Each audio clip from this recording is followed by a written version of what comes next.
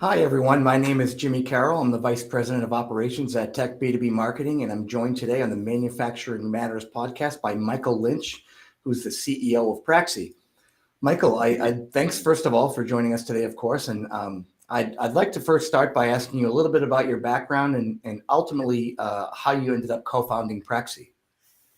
Yeah, I have one of the weirdest backgrounds ever for being in high tech. I started my career as an actor on Broadway.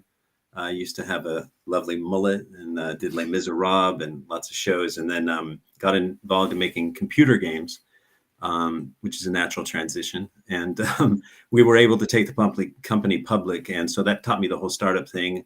From there, because of the 3D aspects, I got involved in 3D CAD. And from there, we built some applications and platforms, a company called Right Hemisphere, which we then sold to SAP.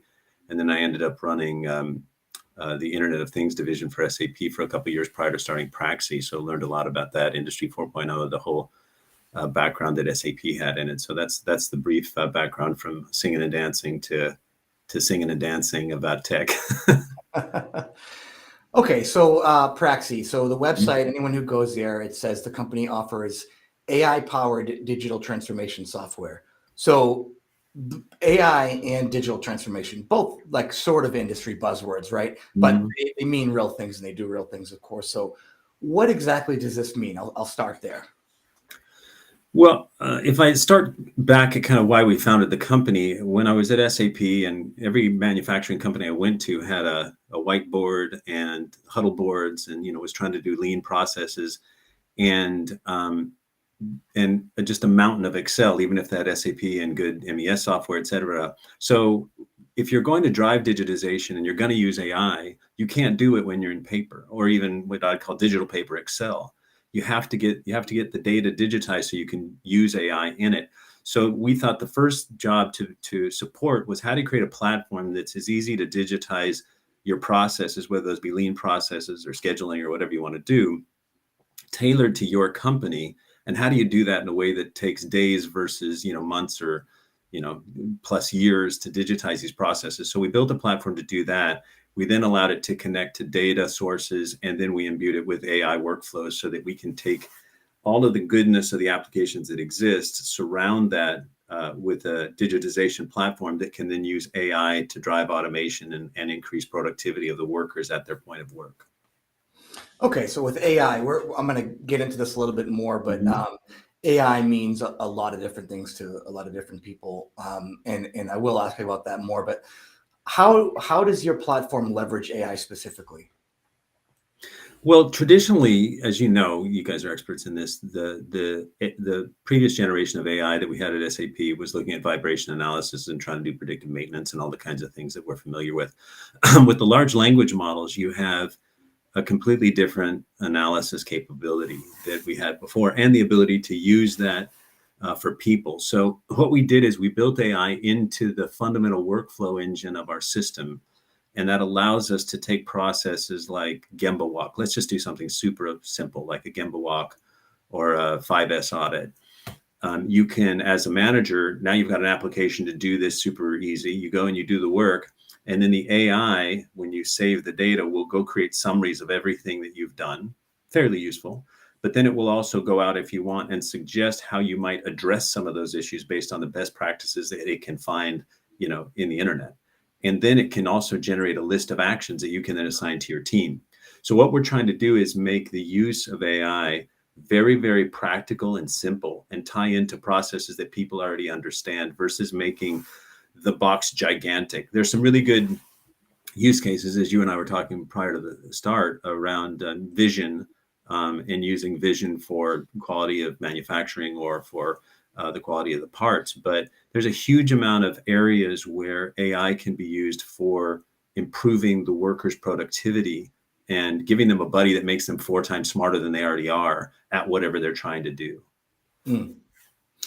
Yeah, that's interesting. I want to touch on that vision topic a little bit later too. But staying on the topic of AI, so it sounds like you're using some generative AI in this process. Is that right? Yeah, we're using large language models, and we've been toying with different ones. For us, I don't think I think the models are being somewhat commoditized in their capabilities, and so the real question is what you do with them. So we're testing different, we're always testing different models as they come out, but the generative AI on how we can use it to create effectively that co-pilot at every aspect of the work is where we're focused. Yeah, no, it's cool. I mean, I've seen on the show floors at any of the large automation shows, I've seen some actual applications of generative AI where it's adding value on, to the manufacturers, for manufacturers, and not just whatever generating cool pictures or rewriting the end of Game of Thrones for people online for fun. That's cool too, but it won't help you. It won't help you get your product out. Yeah. Okay. So there's a lot of different apps and segments on your website in terms of how your software can help. What are some of the most common ways? Like, how has it and how can it help manufacturers? When people reach out to you, what are the most common things they're coming to you looking for you to solve? So I'll talk about two of them. Maybe the most common is the simple huddle board concept that, even if you go to the most advanced manufacturers around, they tend to still be in paper. You can't use AI, as I said, if you're there. So what's unique about the way we do it is that we have lots and lots of templates. I mean, probably the largest group of template processes on the internet for manufacturing and others, but you think of those as frameworks that we tailor to the customers. So because every manufacturing company I've been in runs those huddle boards and their lean processes differently. They have the same principles, but the tools have been modified to fit their needs. So we can digitize those super, super quickly and give them a complete digital capability that you can use, by line, in area, shop, multi-plant, et cetera, and roll all the data up. So that's the simplest way to get them started in the digital realm, in complement to what they're already likely doing, on the line where they're taking machine data and running how many parts are come through, how much waste, et cetera. The second thing that we're doing is sitting on top of those areas. It might be IoT data that's coming in. It might be data that's sitting in a SQL database that we're probing constantly. And running applications on top of those that notify people, that track all the action items, that run up to their digital KPI or command centers or Obeya rooms. So those are the two. One is just going really easy and low, digitizing the basic stuff that's in paper. And the second one is sitting on top of all the information that they have and generating applications that keep everybody informed and on action and on task. Yeah. So when I think of, I shouldn't say when I think, when we're discussing topics like automation on this podcast, generally we are talking about robotics and machine vision and motion control and AI. But, what you're doing is talking about automation in manufacturing. You touched on it briefly, but what are some ways that digital transformation software like yours can augment or work together with these technologies being vision? Like, for example, a machine vision system's capturing images on a line. Can your software leverage this data for things like process monitoring, quality assurance? Exactly. You mentioned predictive maintenance. Can it do that? Yeah. So what we've been doing, just working with a process manufacturer recently, that the machine vision is actually tracking the bottles that are coming out of the bottle blowing machine and tracking the quality of those, and they're getting too much scrap. And so what you can do is we can create an application that takes all that information and from that monitoring can generate a process to notify, which is great. And a lot of applications do that. But what we also do is we take the best practices, and this gets to how do you, at the core, what you're trying to do with automation is how do we do more with the people we have? Because that's, as you know, one of the main issues is there aren't tons of, I've never been in a plant where they say, oh, we have so many extra people. It's great. So what we're doing is taking that error and that issue and through our AI and training applications, looking at the data that the company already has, as well as work instructions and things that are either built or that we build for the client. And not only do you get, as the operator, instead of just saying, oh, I'm having too much scrap, push the button, I need to talk with maintenance. We provide at the point of work a bunch of AI-driven things that person can do, and they can run through a routine based on all of these things and use that as the step one before they go call maintenance. And Mm. so through those kinds of applications, where, as I mentioned, you're sort of trying to make every worker in the place, from the line worker up to the executive, much smarter by using AI as a co-pilot to what they're trying to do. So in that case, you're reducing the amount of downtime and the amount of times the maintenance person gets billed, and you're increasing the amount of bottles in that case that get made. And so both of those have huge implications on the ROI on implementing a software like ours. Yeah. Okay. So one of the things that you touched on that's interesting to me is, joking about maybe not every place has enough. It's not a joke, of course, but there's a labor shortage. There's a persistent labor shortage. And again, like when we get on this podcast or in conversations I have at trade shows or with whoever, automation has become increasingly important over the last several years. COVID's highlighted this, the labor shortage, political tensions, whatever. With your product or in just digital transformation software in general, what are some ways that this can help with a labor shortage? Well, I mean, digitization at its core, non-digital work takes a lot more time. I mean, that's why the software is eating the world, as Mark Andreessen says. So the very basic ideas is that with a digital environment, whether that be an MES system or an ERP system, that your productivity dramatically improves. I mean, and if you think about automation, the way that it is talked about today is we're thinking about robotics and machine vision and those kinds of things, but there's just a tremendous amount of low-hanging fruit in manufacturers that they can actually adopt very, very rapidly. And so the base and core value proposition is the same reason that we're using this software instead of meeting, because digital improves productivity. And in this case, you're not flying places, but in the case of managing all of the lean processes in a manufacturing, all of we talked about Gemba Walk and these other kinds of things. That's just taking processes that would normally be scribbled down on paper that you'd have to have somebody then go say, well, what are the action items that you then try to figure out, and you lose productivity because you've lost the list of actions that happen. And so there are applications for Gemba Walks, but they're not applications for Gemba Walks that do exactly what that manufacturer wants and 700 other things they might need. And so what we're trying to do is go after that low-hanging fruit of just get digital. So you get the productivity gain and the automation that software gives you on everything. Then once you're there, you can then layer on AI. You can layer on connectivity to real-time data streams, whether that be traditional, machine data and QTT feeds or whatever, or the kinds of things that you might be getting feedback from, vision systems or robotic systems or any other kind of system. And you now have a layer that you can turn into any workflow application you want, while talking to the simplest thing, which is a form filled out by a Gemba, a floor leader walking around the floor, all the way up to a vision system giving you cues about a particular thing you're interested in.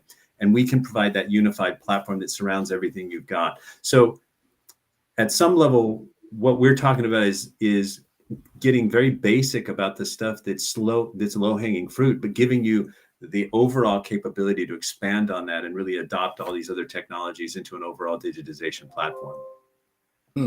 So yeah, it sounds like a lot of these things, or all of them, kind of tie into these, again, buzzwords of Internet of Things or Industrial Internet of Things and Industry 4.0. These terms have always been a little bit nebulous to me. I understand what they refer to and what they mean, but well, I agree. Can I just jump on that one second? Because I ran the division called the Internet of Things, and I was part of that whole group of software guys who said, oh, we were changing the world. The reality was, as you know, the manufacturing world had been doing the Internet of Things for quite a long time. And as I see the Internet of Things versus digitization is and this is obviously not meant to be a hard line, and there'll be 1,000 people with different opinions, and they're probably smarter than I am. But when we were doing the Internet of Things, it was really all about the data and the sensors and getting access to the data and the sensors. Mm-hmm. And then the application, what do you do with it, was, well, you can buy SAP platform and do something there. You can buy something over there, something over there. But that layer of what do you do with it is, in my mind, been traditionally left to IT teams or development groups to build those applications on top of the IoT layer. So when we talk about digitization, I'm talking about the entire ability to digitize anything, whether it's a manual process, it's a lean best practice that you're doing in Excel, whether it's IoT based stuff, whether it's database connectivity stuff, so that you can run automated processes. It might be as simple as your defective parts application. How do you do that at your plant today? How do you manage that? My guess is, there's tons of Excel in a lot of these processes. So what we're trying to do is sit on top of what is traditionally called IoT, but also machine vision or these other kinds of things that we can then make applications very rapidly, and that people can actually get real value from these technologies versus theoretical value. And that's exactly what you were saying. There's a lot of theoretical value in these things, but how do you very rapidly get actual pragmatic value out of them? And that's what we're trying to create, a layer in which applications can be built very rapidly for that. So that's interesting. Yeah. So both in terms of what Praxie does and in general, right? Like these terms, IoT, IIoT, Industry 4.0. Let's say, a lot of larger companies, yeah, they're already doing this, but maybe some smaller, medium-sized manufacturers who are maybe behind the curve on the technology adoption. What are the most fundamentally important aspects of kind of adopting these approaches? What do they need to be doing? Like, what's the hit list for them to make sure that they're not losing data? Do you know what I'm saying? Like, how do they get started? Yeah, let me address the large companies as well. The way that they've done it, and I think I would make a bet there's still a huge amount of Excel running around those organizations as well. But the way they've done it, and it makes a lot of sense, is they have the IT teams and infrastructures and custom development to get it done. If you're at a major manufacturer in the United States or Japan or anywhere else, you have massive amounts of homegrown applications that are surrounding your off-the-shelf applications. For smaller and mid-sized companies, that's not an option. They don't have that. So they rely on documents in Excel. And so our recommendation to the bigger ones is you can replace all that custom development with something like us. And we're not the only people in the world who do this concept. But I think our idea was, how do we make this as easy as making PowerPoint? And we've gotten pretty close. And so we can build applications in days. But if you're smaller and mid, to answer your question about how do you get started, I think it has two aspects. One is, where is there a lot of paper in Excel in critical processes? And try to bucket that into something that you can take on at one point. Meaning, if we just solve this, bad parts issue problem, it will have a massive impact on our bottom line, or scrap, or whatever. And take that one problem and digitize what is being done around it. And as I said, it's sitting in Excel or papers or other things like that. Digitize that and keep it very contained to that and the ROI. Get a success and then move on. But the critical thing that and again, I'm pitching Praxie here. The critical thing is, do you have a strategy? And I've heard other people talk about this as well. And I think it's also important at an infrastructural layer, because you need to be able to swap out the pieces and parts if any one of them don't work. But for our vision, Praxie represents a strategy that I can go after my defective parts area. I can build a bespoke application in a matter of days or weeks and be up and running and get massive ROI and get the payback on this in a few months. And then I can go take on the next thing. And so you limit the risk, you maximize the value, put points on the board as a plant manager or an IT manager who's trying to do that. And you containerize it into an area that has high value, but isn't exposing your entire infrastructure to risk. And then once you get that developed, then you see the value, and then you take on the next and the next and the next and the next. Okay. Well, thanks for that. I don't mean to keep steering the conversation toward AI, but I guess it's hard. Sure. Not to, right? Like I was saying before, right? Like when people think of AI, it means a lot. It means a lot of different things to different people. ChatGPT. In the manufacturing space, it means machine learning, deep learning. Either way, though, there's a lot of hype about AI. We see AI commercials on football games, right? What are some of the major trends in AI, both in terms of what you guys do in AI in the general space, like I mentioned, as an augmenting tool to machine vision, for example?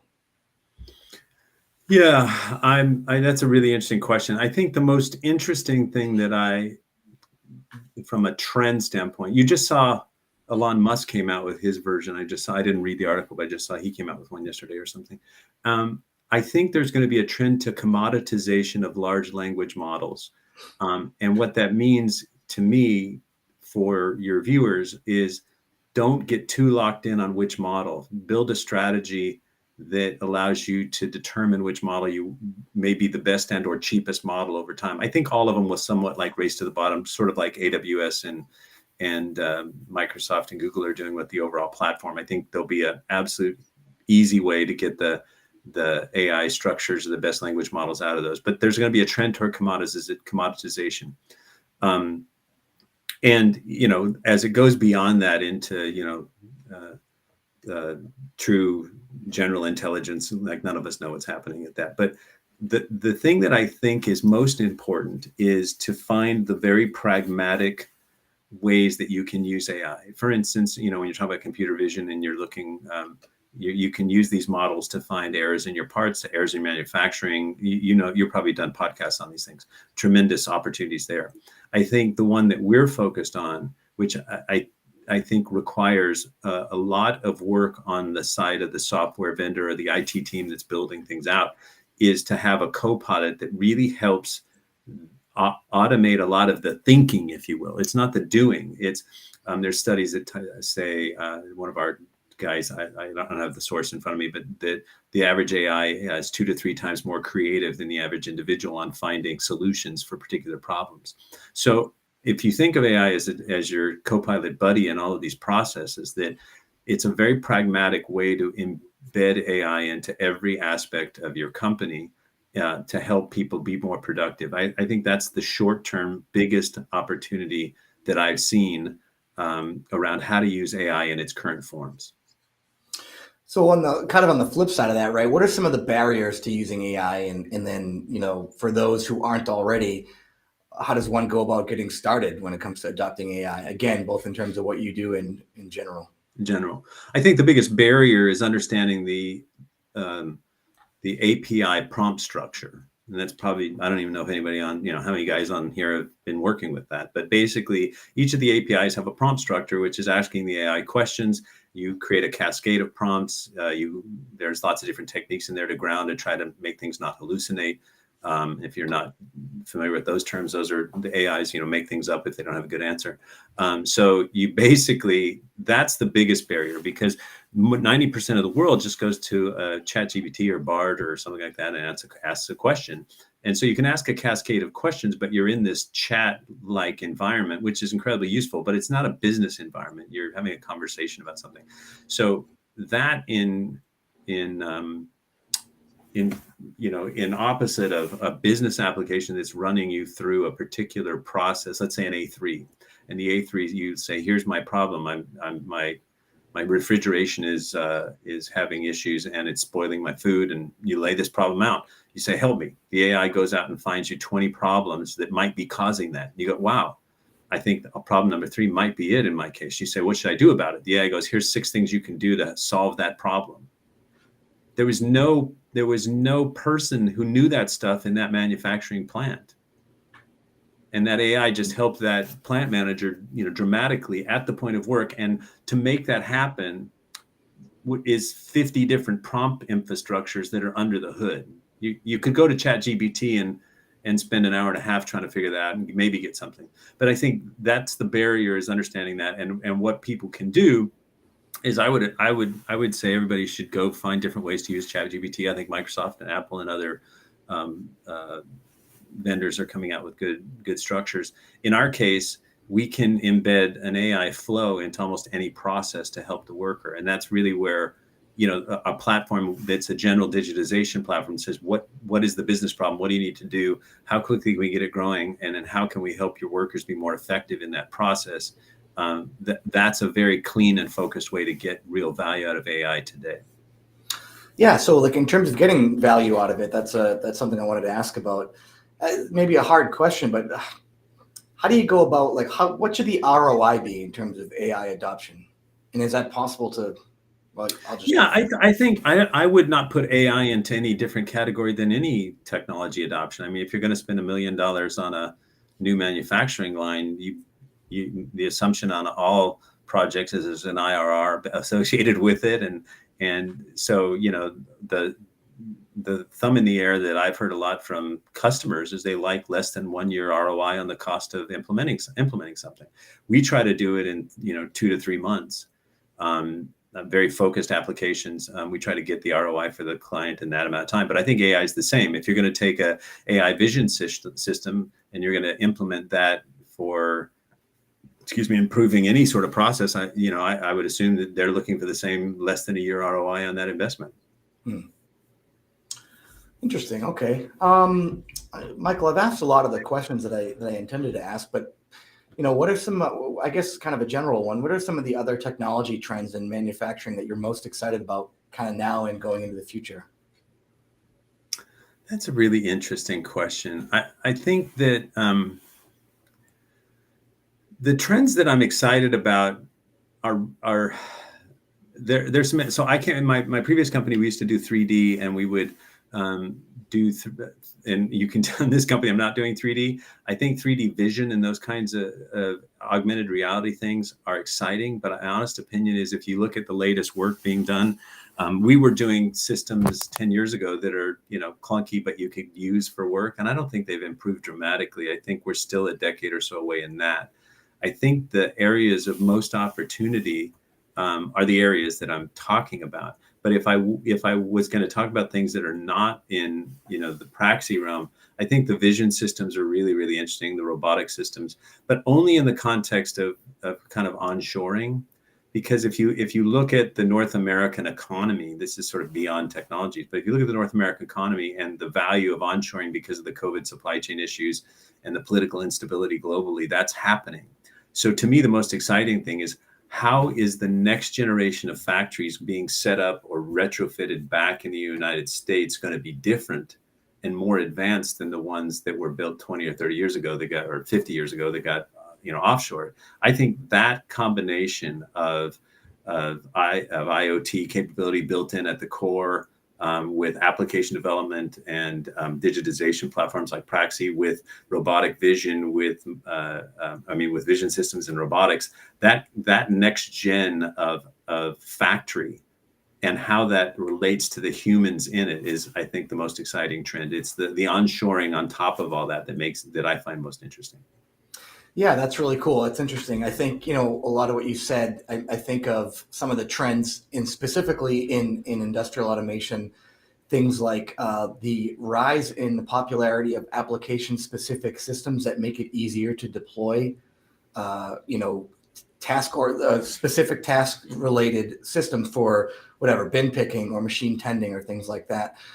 They're kind of lowering the barrier to adoption for automation, and in AI, in both in terms of machine learning, deep learning software that can augment a traditional machine vision approach, and with what you're doing is ease of use, right? It's becoming easier to use, no code, low code options. So there's these things there are these trends that are just making automation easier, and automation was always ripe for growth, COVID or no COVID, in my opinion, as, like I said earlier, some of these medium-sized, smaller-sized manufacturers start to pick it up, as different parts of the world rather, that have maybe slowed on adoption start to pick it up and use it for different things.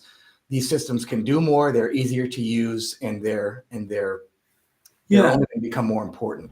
I would say one other thing about adoption, one of the things that we've really focused on is, you mentioned that systems, verticalized systems are easier to use. They're more simplistic, and that's good. One of the things that we've focused on is the ability to digitize what the worker is already using, meaning that generally they have forms and processes. And so we turn those into digital forms and processes that the worker doesn't really need to be trained on because they know how to do it. They're just doing it in a screen versus on a pad.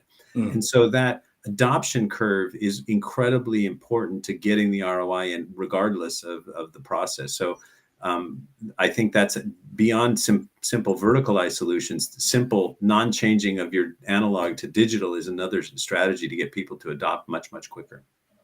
Yeah, interesting.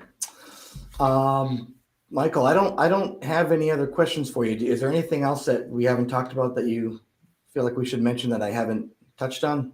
No, just love to talk with any of the folks out there. Happy to build the community, and I really appreciate it. It's super fun. Yeah, and if they want to learn more about Praxie, they can just go to praxie.com. I believe that's the right URL. Praxie.com, and you can set up a meeting with one of our team there, and we're happy to learn about what you're trying to achieve, and we can get you up and running quickly. Well, I appreciate that, Michael. Everyone, thanks so much for joining. This has been the Manufacturing Matters podcast. It's manufacturing-matters.com. If anybody has questions or would like us to put you in touch with Michael or anyone from the team, would like to join the podcast, anything like that, feel free to reach out to us. And otherwise, thanks very much for joining us today. Thanks, Jim.